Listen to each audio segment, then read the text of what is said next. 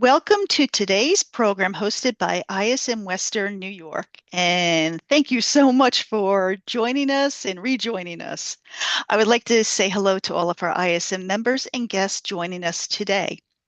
Please be sure to place your comments or questions in the chat function as we would like to make this an interactive event. Also, please let us know where you're joining from. We'd like to see where everybody's joining from today because we might have people from other chapters joining us as well. I am pleased to welcome Dr. Michael Urick, who is the Dean of the Alex G. McKenna School of Business, Economics, and Government at St. Vincent College in Latrobe, Pennsylvania, as well as a professor of management and operational excellence. In this role, he oversees the programs related to all areas of business, as well as economics, political science, and criminology. While Dean, the McKenna School launched 8 new certificate programs geared to providing practical knowledge for immediate application in students' careers. Dr. Urick was also instrumental in launching the college's aviation management professional pilot program, which helps to respond to the nation's impending pilot shortage. Remarkable.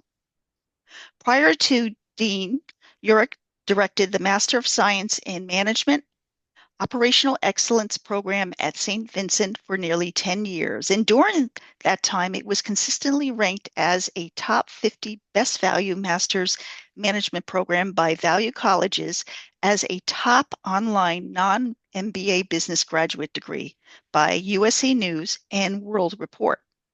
Very impressive. At this point, I'm going to turn the program over to you, Michael. Thanks, Kathy. Yeah, and again, apologies for the late start here. It was a weird glitch with Zoom that I'd never seen before. But thanks for all hanging in there. Thanks for rejoining and being with us today. Today's session is called Enhancing Team Effectiveness, and here's what I thought could be the agenda. Very simple, high-level presentation today, but just talk about the definition and importance of teams. Talk about some types of teams you may experience. Talk about some team characteristics. Talk about the stages of team development. Every team goes through a series of team development, and so we'll talk about the team stages, and then we'll conclude by talking about enhancing team effectiveness. So jumping right in. Maybe in the chat, I'm looking at the chat. Maybe people want to type in, what is a team? What's your thoughts of a team? Give you a couple seconds to think about that. What's a team?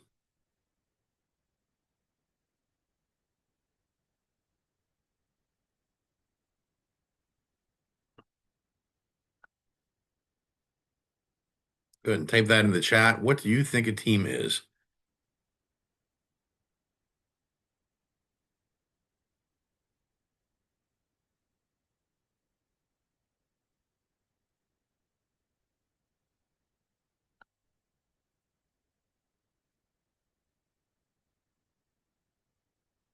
Okay, so Joan says a group of people who work together and support each other to a goal. Jorge says a group of people organized towards a common goal. Dennis says a group of people working together to achieve a common goal. Okay. An organization of specialists, according to Adam, and subject matter experts to achieve a goal with a project, task, or function. Okay, good. Um, so it's a group of people working towards a common goal. Okay, I don't disagree with that, but let me ask you this question, because that seems like it's a similar answer that a lot of people are saying. Dan says a group with a similar mission. Dennis, a group of people working together to achieve a common goal. Is a book club a team? So book club would be like a group of people, and they're working towards a common goal of understanding a book. So what do you think? Is that a team? You can write that either yes or no in the chat there, whatever you think.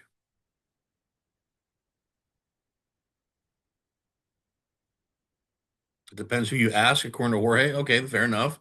Jeff says yes.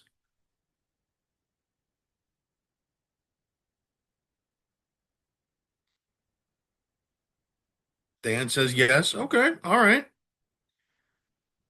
Could be, depending on the relationships. Yeah, they're helping the group to understand the book. Okay, could be a team.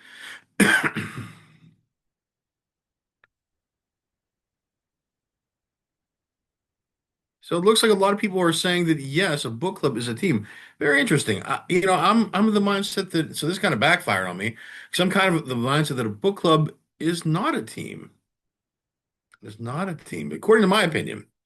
Um, because let's say that so I see Dan and Joan and Dennis and Jorge recently wrote in the chat. Let's say the five of us, Jorge, Dan, Joan, and Dennis, and I, are on a book club. Okay. And let's say that one day I can't be there. Jorge, Dan, Joan, Dennis, you might be sad that I'm not there because I'm a fun guy and you like hanging out with me. So you might be sad that I'm not there. But ultimately, at the end of the day, are you going to discuss that book? And are you going to gain a broader understanding of the book from the people that are there? Probably. Probably. Now, let's think about an extreme. Not, let's even get out of the workplace here. I'm not thinking of a work team just yet, but let's think about, oh, I don't know, a football team, right? Let's say it's a Sunday and whoever your favorite football team is, whatever. At St. Vincent, we're the home of the Steelers uh, uh, summer camp. So I always think the Steelers. We're near Pittsburgh here at St. Vincent. So let's say the Steelers are your favorite team. Sorry if it's not. I know you guys aren't from the Pittsburgh area. But let's say the Steelers are your favorite team. And one day the quarterback doesn't show up on a Sunday game. Are you going to function? Probably not, right? That's the difference between a team and a group. A group of people, a bunch of people can be together and work towards a common goal and not be a team, in my opinion.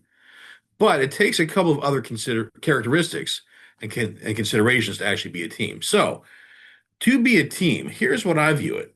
First, complementary skills of members. And somebody did say that. Someone said highly skilled team. I have to go back to the chat and see who said that. But a team would have complementary skills.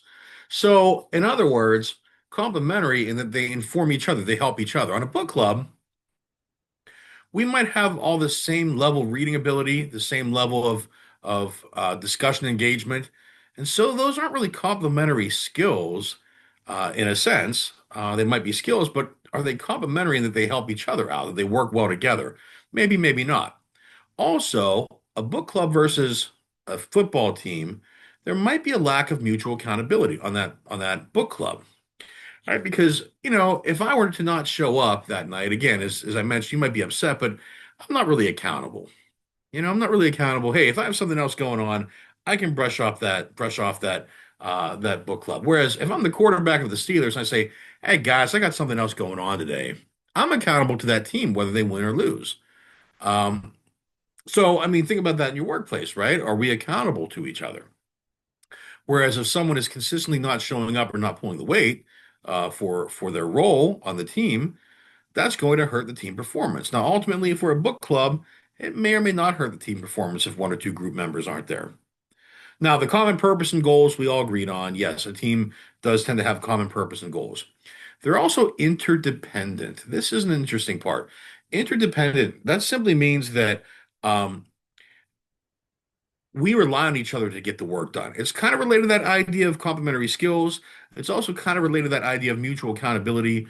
But this means there's a certain level of interdependence that we rely on each other so that if someone's not there, we're not able to function as well. Okay. We're not able to function as well. So that's a more holistic, I think, full definition of team. Yes, it is a bunch of people, a group of people working together towards a common goal. But what really makes a team is that idea of mutual accountability, interdependence, complementary skills. Okay. So let me ask you this. You've all worked on teams. Um, Maybe if some folks in the chat could just type in their thoughts on what's an advantage of working in a team, or what's a reason to have a team in your workplace versus what's a disadvantage of working on a team. Just want to get your thoughts on that. So leave you a couple seconds to type that in the chat as well.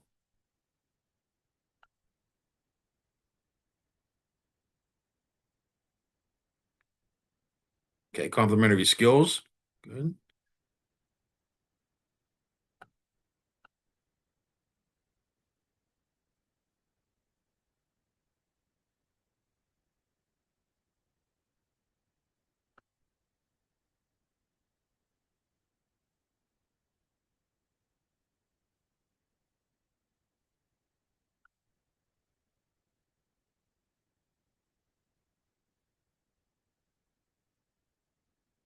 Okay, great. So,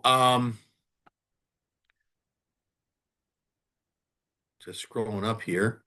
Jorge is saying complementary skills, absolutely. And if we have those complementary skills as part of a good team, other ideas. So yeah, generation of new ideas. We tend to think more ideas are better than fewer ideas. More heads are better than one. Jorge also suggests maybe a disadvantage. Yeah, absolutely. Personality and dynamics. Not everyone plays well with others. Personality wise, we may disagree with people on our team. You just might not even like somebody on a team that you're on. So yeah, personality differences, conflict. Um, you could have people to back you up, Joan says. Connie says an advantage would be everyone brings a different perspective. Yes, different skill set. Um, Dennis says this is a good one that maybe someone can cover up somebody on an absence. So maybe there are some overlapping skill sets in some instances that people can cover up on. So there are advantages that we want to structure our work as a team basis. Complementary skill sets. And let's just think that a task could be bigger than any one person might be able to handle. That's a big part of it. Because some of our tasks that we're working on, obviously, it's more than just one person, one FTE. So we need people working together towards a common goal and purpose. But sometimes we neglect those disadvantages, and that's something we also want to think about. And we'll talk about towards the end of today's session about ways to enhance team effectiveness. It's, of course, the title of today's session, but we'll talk more specifically about some of those ways. And a lot of it gets to the heart of combating those disadvantages, relating to how we resolve conflict, relating to how we resolve personality differences, which, by the way, could go towards who we select to work on a team, the way we even structure the team, and the way we compensate team members as well. So let's talk about types of teams. Types of teams. Obviously, we have our traditional work group. That's a group of two or three people working together towards a common goal. We're all on work groups at some point. We also have an employee involvement team. Now, an employee involvement team is kind of like a task force, perhaps. So you might have, I don't know, a senior manager and executive say, okay, we want to engage in some type of initiative company wide. So let's get a couple of people from a variety of different departments to work together, and they're making recommendations. They're not really deciding on anything, but they're making recommendations, which is great. A semi-autonomous work group. This is a group that kind of sets their goals. They set their own goals. They figure out what they need to do, etc. Self-managing team just takes that to even a further level in terms of even just how they schedule things. Not only is it just their own goals, it's how they schedule it. It's looking out for an entire period or a quarter or year, whatever, and they're figuring out what are our milestones we want to hit. That's self-managing. A self-designing team is when the team also selects its own members. So it's a self-managing team, but to the next level. So a self-designing team also manages its own members. You think of like an executive team that when you get a new CEO in or a new executive, they may clean house and bring people that they know they can work well with onto the team as well. And then each team member kind of says, we should bring this person on board. We can use their skill sets. That's a self-designing team. A cross-functional team is a team that hits a variety of different functions of the organization, maybe someone from IT or HR or research and development and engineering, and they're all part of the same team. And by the way, as I'm going through these things, I'm just getting us thinking about the various types of teams that we're on, the various types of teams that you've served on. These aren't all labels that are exclusive to each other. For example, you could have a cross-functional employee involvement team, right? So these are all sort of overlapping, but these are just ways that we can describe teams. And of course, a virtual team, a team that's dispersed in a variety of different geographic locations or offices or facilities. And then a project team has a definitive end, beginning and end, as opposed to an operations team.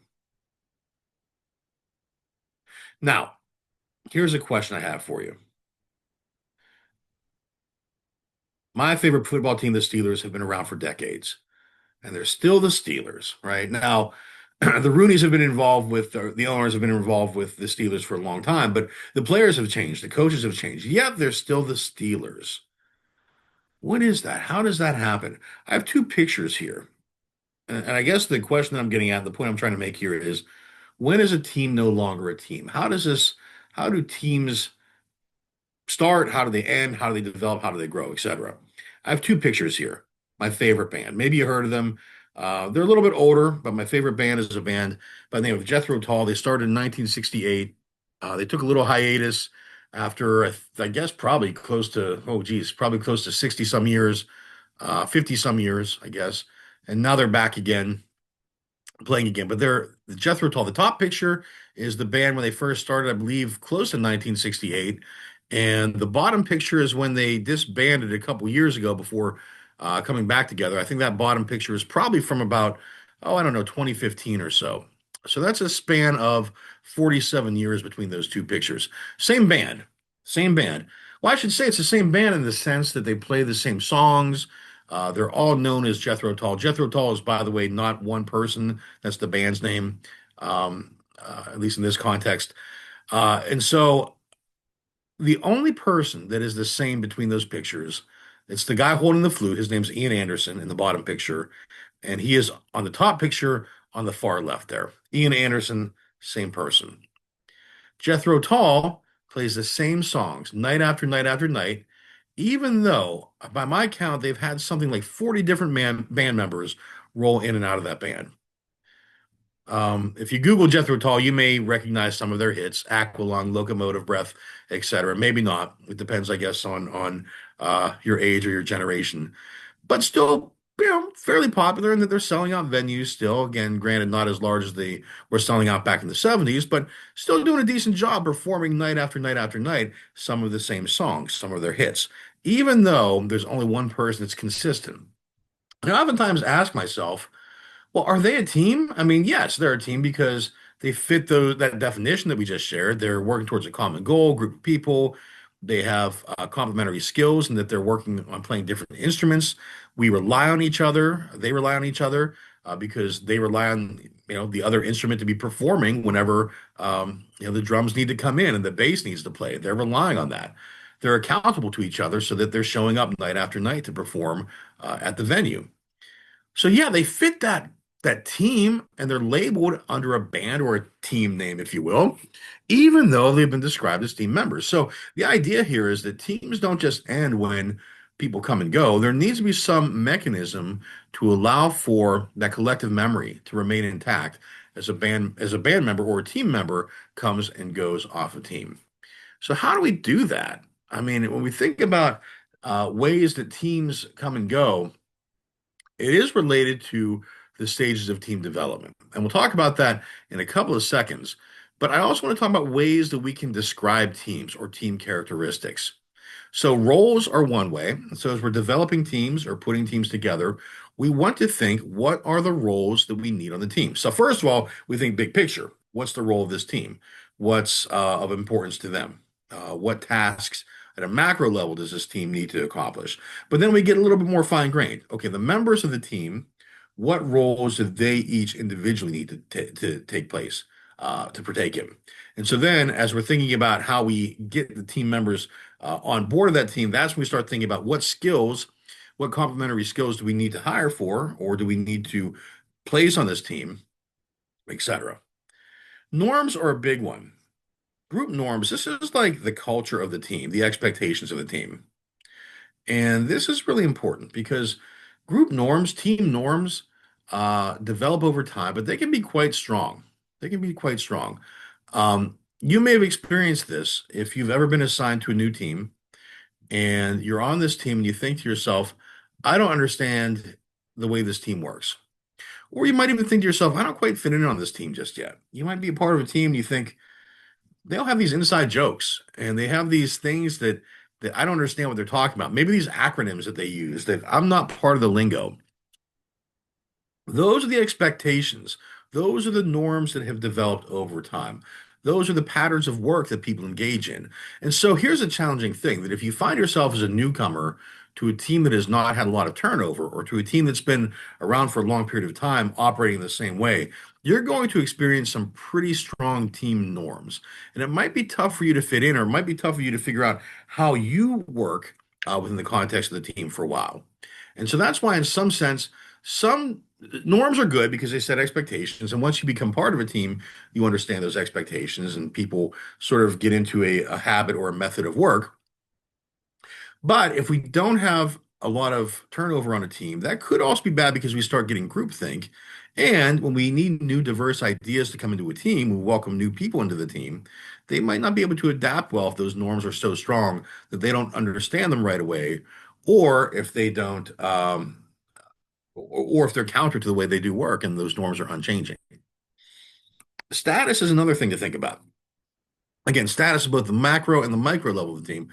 What is the status of the team in terms of sort of the prestige for being on this particular team? And then within the team, what are the status of each individual member? Who, in other words, has the power in that team? Who has the influence of the team? Who are the people that are really the most influential on the team and why? And figure out why that is. Size of a team is important. Size of a team is important because, again, you want enough people to be on that team to accomplish the work that need to be done, but it can't be too large that it becomes very unwieldy to manage. A lot of studies I think say that 7 to 10 is probably the ideal number for a team, but I think that that really varies in terms of what types of work you're doing, uh, what complementary skills you need, etc. And lastly, cohesiveness. This kind of goes along with the team norms. As the team norms are well developed and become strong, the team becomes more cohesive. They have a shared goal, they have a shared vision, they're moving in the same direction. But again, that's when groupthink can occur if a team becomes too cohesive. Now, within each of these characteristics, as these characteristics develop and as we find ways to describe our team based on these characteristics, every team goes through 5 team stages. 5 team stages. And this is from famous research by Tuckman and Jensen. It's been around for a while. And what they say is that every team goes through 5 stages. Doesn't matter who you are. I have a picture of the superhero team, the Avengers, there. And the reason why I have a picture of the superhero team, the Avengers, is because even teams like the Avengers, if you've seen the movie, they go through these 5 stages. And I'll share with you some examples from that film as I go and talk about each of these 5 stages. I also use these. I teach a course here at St. Vincent called Leadership for Jedi Wizards and Superheroes. And in that course, I use this example as we talk about the team stages and how leaders need to be aware of what stage their team is in as they try and understand the team dynamics. So the first stage is forming. Forming is when the team gets together for the first time. They don't know each other. They don't know anything about why they're a team, what their goals are, etc. They're just formed for the first time. And there's a scene in the film, the 2012 Avengers film, where the team Hawkeye and Iron Man and Hulk and Black Widow and Thor and Captain America and Nick Fury all get together for the first time, and they don't really know each other very well. They don't know each other very well. They just meet. That's the forming stage. Then, and I should also say that different teams move through these stages in a different speed. So some teams could go through these stages pretty quickly. Some teams can go through these stages pretty slowly. But usually storming comes pretty quickly after forming. Storming, someone said that conflict can occur on teams. When your team is experiencing a lot of conflict, that's when it's often in the storming stage. So storming, we see a lot of conflict, we see a lot of confusion.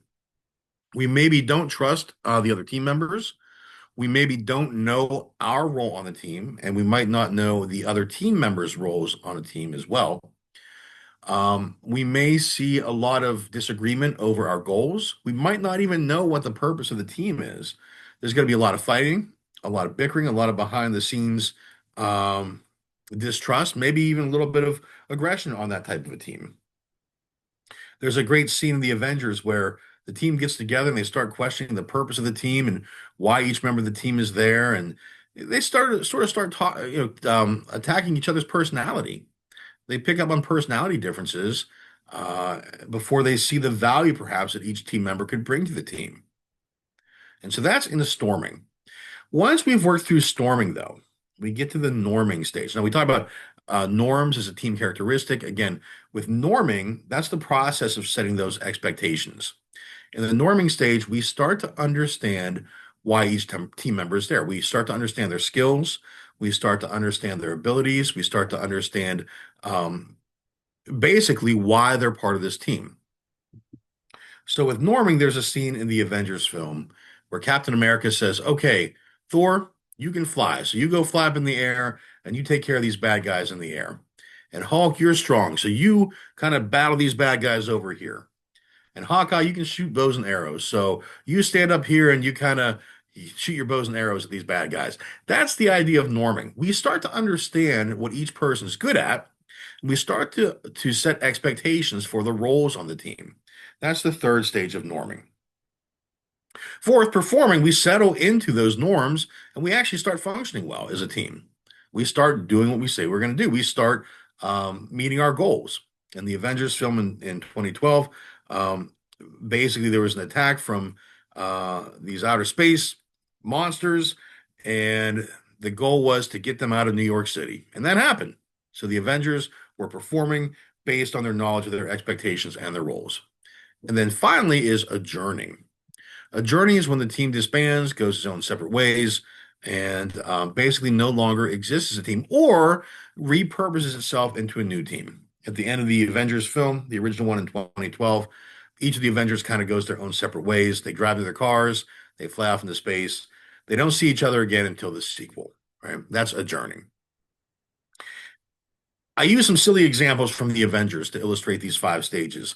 But it doesn't matter if you're on a superhero team or a more mundane work team, your team has gone through these stages. And it's important to sort of identify which stage your team is in because you're able to understand, I think, team dynamics a little bit better. Okay. We're still trying to feel each other out. All right. We might be in the norming stage of trying to figure out where I fit. And now I'm going to be basically assigned a role or figured out what my role is, how I fit on this team based on my skills, hopefully. Storming, it seems like there's a lot of conflict. So now I need to figure out how to resolve this conflict to move beyond the storming stage so that we can actually start to progress towards our goal achievement better. So we can move out of storming to get into norming to ultimately get into performing. The way I presented this, though, it sounds very linear, right? You go forming, storming, norming, performing, adjourning, that's it. But in reality, a lot of times these stages all exist in whatever team, but sometimes it's not a linear progression through these stages. Sometimes you backtrack. So you might get to performing, and then all of a sudden, maybe somebody from your team leaves. And so you bring somebody new in, different ideas, different perspectives. That can be somewhat characteristic of a reforming of that team, or it could be characteristic of a storming part of that team. Maybe people don't get along with that person very well just yet. And so there's some conflict that emerges that allow for storming to happen. Or maybe even without turnover in a team, maybe you just get so far into norming and you realize, yeah, the way we're trying to set expectation of this team, even informally, it's not working for us. It's actually not helping our performance. And so you jump back ultimately to storming again. You fall back into conflict. Or if it's not working, maybe people are removed from the team and you go straight back to forming. The point is, these aren't necessarily, this isn't a linear path. Every team will go through each of these stages, but not necessarily in a linear way. And likewise, some of these stages might take longer than others. For some, it could depend on the company's culture as well, or just the backgrounds on each team member. You might stay in conflict and storming for a long period of time before you move on to norming, before you actually start to perform.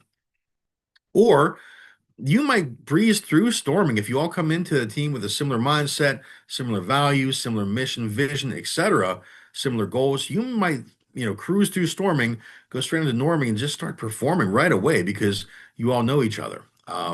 This could be even if you've worked in the same organization but on different teams, and now you're realigned to be on the same team. Yeah, I mean, you might go through storming pretty quickly at that point. So the point is, again, this progression is not necessarily linear through these stages. And again, the time you spend in each of these stages could somewhat vary as well, depending on your own situation, your own context. So, what we've really been building towards and what the purpose and what the topic of today's session is enhancing team effectiveness.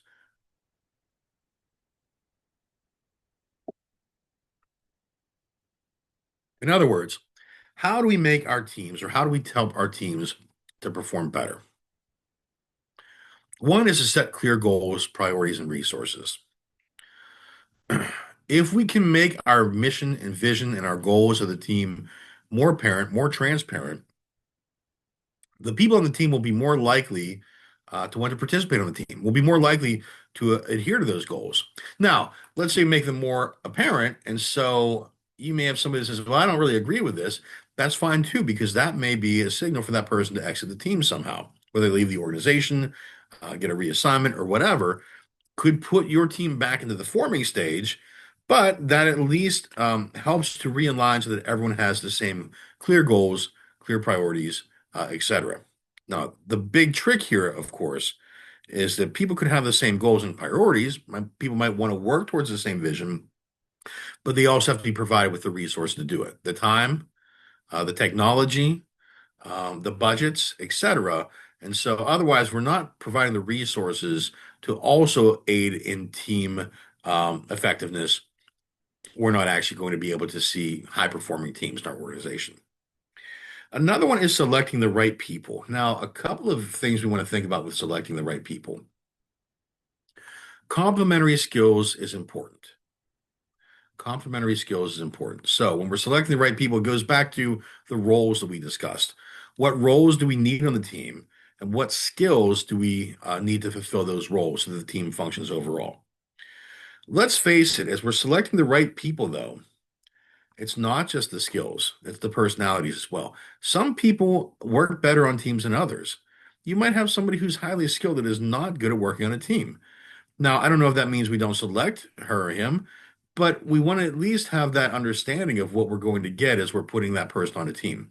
So it's about selecting the people, yes, that have the skills, abilities, knowledge that we need, but it's also can they work well together. There is that phenomena sometimes you see where you might have a team of really highly skilled, best experts, etc., um, and they're just not functioning well together because they don't really play well with others, perhaps. On the other hand, we've seen these teams also where they might not be really skilled. They might just be emerging in terms of their expertise. But when you put them all in the same room, they really do function well together, better than that team of experts sometimes because they're feeding off each other. They're learning from each other. They're open to working with each other. And so you see that phenomena on occasion in teams as well. So it's about selecting the right people. The other thing is we're thinking about teams and selecting the right people. We want to think about conflict. Conflict, by the way, is not all bad. Sometimes we have conflict on a team that can be good because conflict, if it's about conflicts of ideas or conflicts about how we can accomplish our mission, wow, that could lead to better results, better decisions. If it's interpersonal conflict, though, or if it's even more values-based conflict or personality differences, that can be more of a struggle to get through. If it's something that's more cognitive type conflict, that's a good thing because we can talk about that. But if it's more emotional based conflict, that can become challenging. As we think about team selection as well, selecting the right people for the team, we want to think about diversity as well. Diversity in all ways, uh, including diversity of thought, right? So if people are all of the same mindset, for example, you're going to get that groupthink. You're going to get surely a highly cohesive team, which might be efficient in nature, but because they all think the same. But if we have people that are of like mind, think, act, believe, behave the same way, and a change needs to be made, or that performance is not good, or we're moving the team in a direction that's no longer relevant to our context, we're not going to be able to change if we get so cohesive. So we want to think about diversity, including diversity of thought, diversity of mind, as we're thinking about selecting the right people for a team. So all these things go into play with regard to enhancing team effectiveness, right down to the point where who do we actually select to put on a team? Training is another big one. So training, one, we could provide training on if we have those top performers who might not be great at working on teams, we can train them in the people side. We can train them in some soft skills. We can train them in conflict resolution, for example. These are all things that we can consider. Or if we see our team sort of stalling out in the storming phase, we might want to say, yeah, we're going to uh, provide some conflict resolution training for this team. So training is one thing in terms of how we work together, but training also in the sense of doing the job. So if you're in a role and maybe it's a new role for you, And it's a role that requires that interdependence of the team. It can't fail. You can't do anything that's their team's relying on you. You may need training that technical aspect as well if it's a little bit outside your comfort zone. Some of this training doesn't have to be formal. In fact, some of this can be very informal in nature, and that just having the team spend some time together to talk, to see how each other works together, that could be appropriate as well. I think of an example from my own personal life that's kind of situated between this idea of selecting the right people and training. I used an example from Jethro Tull, a music example already, and that's partially because I love music. I play music on the side myself in a band. And I remember in a previous band I was in years ago, we had some band members that just weren't really giving it their all. I could tell they really didn't want to be in that band. And they weren't coming to practices. They were just kind of going through the motions at shows. And so what I said to the group was, all right, if you're not wanting to improve, to get better, I want you to self-select out of this band. And we'll give you money from the band fund, whatever. It was sort of like you know, a buyout, I guess, um, based on how long they were in the band. And so you're encouraged to exit if you don't want to get better in this band, right? And it was no one's career, so it was kind of very informal and whatever. So we had a number of people that left, a number of the players that weren't, as dedicated as I wanted them to be left, and some of the players that weren't really solid players either. And then we hired some new people in. Actually, it was a big band. We had a lot of horns in the band, and I think there were 8 of us. I think maybe 4 left, and we replaced them with like 2 people. So you can tell sort of there was a little bit of dead weight there with that group. And the 2 people we replaced them with sounded better than the 4 people that had left completely, and they were more dedicated. But I remember we had these music stands that had our band's logo on them. And so that was sort of the selecting the right people. Get the right people that are going to be dedicated, that have the complementary skill sets. And we did that. But it's also training. And training, again, can be informal. And I remember that first practice, which is a version of training. You're learning the songs. We stood in a circle and we had our music stands up that had the logo of the band. And I remember I started that practice by saying, okay, doesn't matter who stood next to you at the last show or the last practice, or who was in the band before. This is the band now going forward. And I wanted to send that signal of the symbol of our logo of this is who we are. Now we're all in this band together, regardless if we were in this band 10 years ago together or we just joined today. This is now the group moving forward. And that training kind of set a tone. That informal statement set a tone for training because it set expectations. So training also sets those expectations, and it can be both formal and informal. And lastly, compensation and recognition. People are not going to work well on a team if they're not compensated for team metrics, right? So if we're only compensated on individual performance, but not on team performance, that team's not going to be as effective or as cohesive as it might be. You need to have some team goals, some team tasks that, milestones that once they are met, there's also some mechanism for compensation of the team members for that as well. It can't just be on the individual side. Okay, so I've been rambling for a while, and I recognize that I wanted to leave about 15 minutes for questions. I ran a little bit over from that. I guess apologies for starting a couple minutes late on that, but I do want to take a step back here right now. There's about 10 minutes, so I want to have some time for dialogue or for some questions as well. And I'll put in the meantime my email address into the chat if anyone wants to stay in touch here. Um, in the future as well. So, what questions do you have? Jorge says, "What about using the forced social style behavioral model to manage team dynamics?" Jorge, there's a couple of different behavioral models out there. I'm not sure exactly which one you're referring to. Could you elaborate a little bit more on that one? And Kathy, I don't know if people can participate via uh, asking Ye- questions or if they have to do the chat now. Either way is fine with me. However you want to do it, Kathy. No, I'll let him talk. Go ahead, Okay. Tori. You can Oh, talk I now. didn't think I can. Okay. Yeah. You can talk now. I'll stop sharing. Excellent. Thanks. Can you hear me? Yes. Yeah. Okay, awesome. Yeah, no, I was referring to the Trackham's 4 styles of behavior, right? It was originally, I think it was read the behavioral scientists that originally did that back in the 50s. But it's about, the analytical, the driver, and so on. There's the four different styles, and based on the styles, the type of reactions you can get with them, right? And then the more that you study them, the more that you can prepare to adapt to and then you can do your self-evaluation as well, so you understand how to adapt to deal with each one of these people based on their styles. Yeah, one of the things that I always talk about with regard to situational leadership is sort of the Hersey Blanchard model, or really was which was built off the Ohio State studies. And what that basically says is there are four different um, behavioral models in terms of based on a continuum. It's based on how people prefer to lead or how people prefer to manage. It depends on, I guess, kind of what iteration of that study you're looking at. But it's based on two different criteria. One is consideration for people, how well you get to know them, how much you care about them, et cetera. And you could be low, high, in the middle on that dynamic.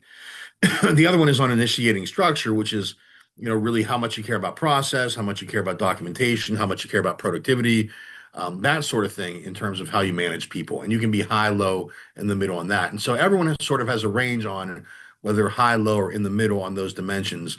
And basically, you come up with four um, behavioral models. Now, a lot of times I look at this from the perspective of leadership or management. And what I say is you have to understand your style before you go into uh, a setting where you're leading others, and you have to figure out what works best with that team. And it's based on, that those team members, the followers level of willingness and ability.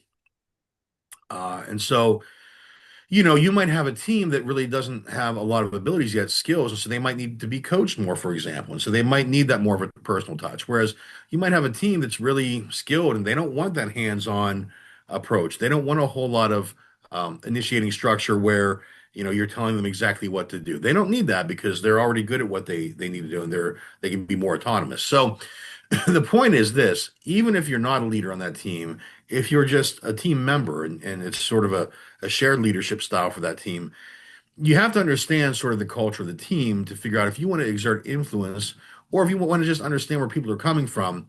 You have oftentimes your own preference for a behavior, for a behavioral style, but you have to figure out how you can flex that to fit. And that may sometimes put you out of a comfort zone.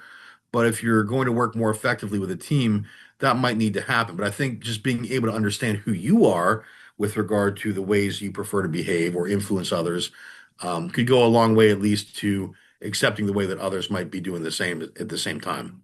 And Jorge, I don't know if that gets exactly to your question, but yeah, I certainly think that there are, when you look at behavioral models, depending on which, it doesn't matter which one you choose to focus on, which set That's of. the part that I got from you, is that no matter the model that you use, what really important is that you know your style, the other people's style, and the Right. culture that you want to establish to be able to effectively operate and perform, right? Correct. Yep. You said it way better than I did. So, so thanks. Anyone else? You could just raise your hand and I'll take you off mute or just put it in the chat.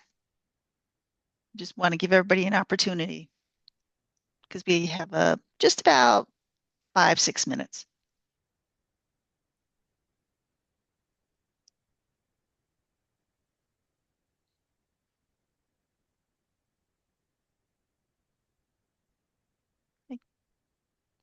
I guess no more questions. All right. Well, Any thanks a closing lot. thoughts? Any closing thoughts on